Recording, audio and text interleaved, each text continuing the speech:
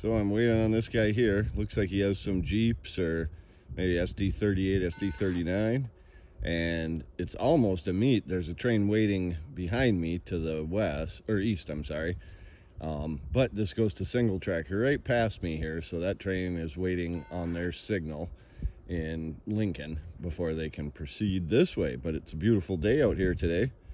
This will be my second train. Third one will be coming after this. This is so far sounding like the best train of the day. It's like sunny, 75, little breeze. Nothing too strong for the drone.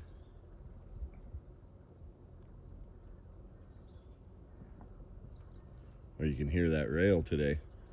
You can also hear it expanding in the sun. You can probably see the heat coming off it. It's all continuous welded rail here. And you can tell. And here we go. He's highballing it.